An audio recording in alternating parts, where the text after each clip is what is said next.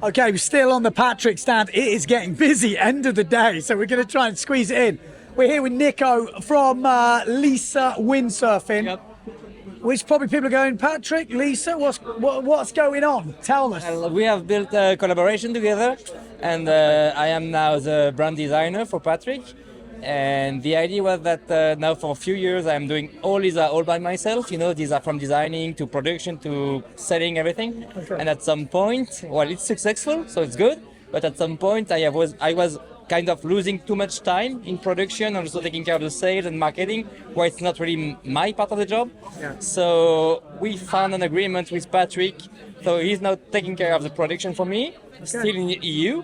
Okay. I am managing the production there, but I am not doing it myself. And they're taking care also of the distribution. So it's freeing my time to go into more now innovation, testing.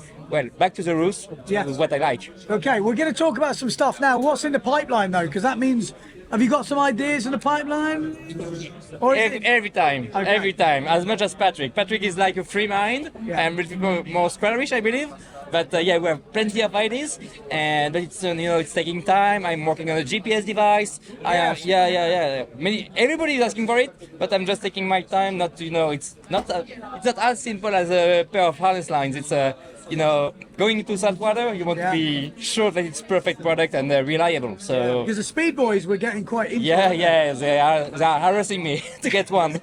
Yeah. All right, let's talk about what we've got. So maybe you tell me where we started. Yeah, basically that's the main product today for the brand. As I started the brand with the booms. Yes. Remember? Exactly. 2 years ago. We featured the booms on the channel. Yeah, and in the end the boom is an absolutely great product, but it's a big one. So to ship it all around the world, it's kind of a pain. Yeah. So I went more and more into accessories where I could find some innovation, and I was kind of fed up, with harness lines that were breaking in the Velcro area, or also the idea came with with the foil coming on the market. Yes. And you are so fast out of the jibe, already concentrated on your altitude, you don't want to be looking for your harness lines, otherwise it's a crash. Yes. So I wanted to find an idea for something to be stable in the wind, so stiff, while being still adapted to the fin racing. That is my favorite part of the game. Yeah.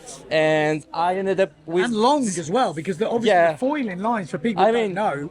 Straight out of the box, it's... How long is that? These ones, the standard ones are... Go again? Like how long? Whoop. Oh, that's long. Too long. It's very long. Longer than your arms. It's surprising. Some of the boys are using crazy stuff. Yeah. And it's even more successful in the wing market. Okay, so she's... All the World Cup is using it now. Really? So... Because it makes a difference when you're doing that sort of racing, changing the length. It's a game changer, depending on the conditions. So what is the idea of winging? If it's windy, are you making them longer or lighter? Yeah, exactly. It stays stable. Never, you don't care about the wind, force, but it stays stable in the wind. So you are not looking for it. There is just this little shape. So when you sail it straight, and when you release the pressure, it's coming a little bit away from you. Okay. So in the jibe, you're not hooking it. Yes. Hooking in, you have just enough space to jibe. You jibe, and then the other one is just straight in position. You just have to click. But what's the deal with adjusting them? Why do they adjust them in the race? Yeah, of course. Because there'll be people out there going, well, I don't touch my harness lines. What are these guys doing? Because when you've got a clam cleat like that or that type of system, it's very fast. Yeah. Super fast and easy. Yeah. As opposed to something like this. Oh, yeah. Like these ones are both. Racing with this, trying to move it. It's okay to move it when you're on the beach, but when you're racing, maybe you can pull it or something. But this, super easy. Yeah, super easy, like the auto system, Yeah. So the idea that you can... It's at the settings. It's a setting. So light wind, you come closer to your... Keeps your weight up. Yeah, your weight up, and also it's easier for your back. But the stronger is the wind, the longer you go, and then you can also... It's a balance game. You are just putting your weight more outside, so you have more power to hold the sail and to keep accelerating in the gusts. Yeah, they've got so long in recent years. It's crazy. And then I think what I've seen is from the fin racers have got longer due to the foiling. Absolutely. Isn't it? I am myself sailing well longer than before. Yeah, it's way like longer. It's kind of rippled across again. Because I always remember Finian Maynard back in the day with quite long lines. Yeah, It and was very a long wide, distance but it between. kind of looked different, and Yeah. then it kind of went shorter, and then now it's gone. pretty long Absolutely. now. But I also believe that it went shorter because we used to race on big gear, Yeah. big slalom gear with light wind. So we tended to be used to go, closer to sails, so with short distance lines. And when in the end, when you are used to it, when you go there, you are still a bit short. Yeah. But now with foiling, sailing so long in the end, you get used to it. And when back on the fin, well, you use it shorter still, but not as short as before. I mean, it's just a use to get used to it. Well, we're at the Defiwind. How did you do today? Because I was going down the reach and I saw him.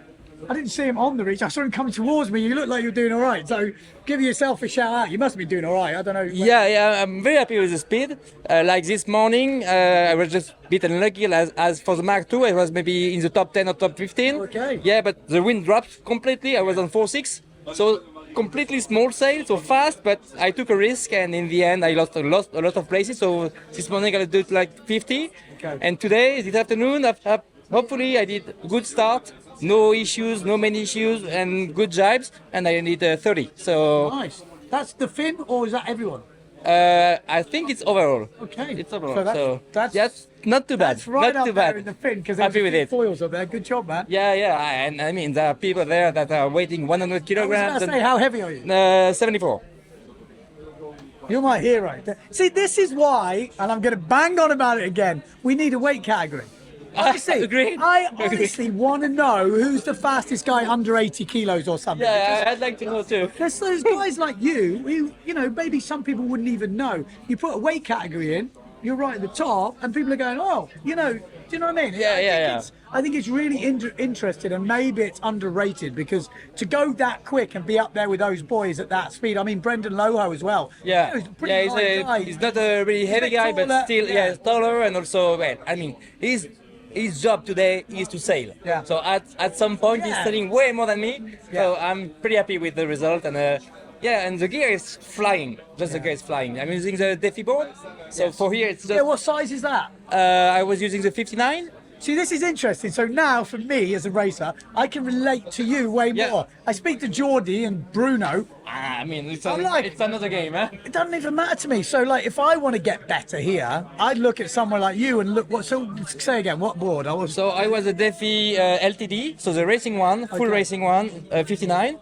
59 Yeah, wide. yeah, exactly, with 31 fin and 4.6 sail. See, that's what I want. Right, we have to have a word with Simmer. Nice one. Always a pleasure. Look forward to seeing these things around. We've also got to mention this, because I did just see this while we were talking. This is a product which Patrik has now brought in, which I know a few people have been asking about, but it's basically a safe, it saves you destroying your gear when you catapult. So it's basically like a ski binding. So once the pressure gets to so much, I don't know how it works, but it basically pulls out and spins around. I probably can't do it because I don't know how it works, but there is a button you can press, whereas that actually ejects. You've got to get the pressure right, you've got to get the settings, but a lot of the foilers are using that, and it's actually stopping, people breaking the gear. It's fixed. It's fixed. That's the Lisa product. Goes in the end of the boom, obviously. Easier to put your adjustable outboards on. So there we go. Lisa Windsurfing, Patrik, Detail. We're going to have more brand videos, surely. I'm knackered. This is day 2 of the Def. We've just done 2 races until the next one. Subscribe to the channel. Check the website out. If you fancy buying me an Alfie beer, you know where to go.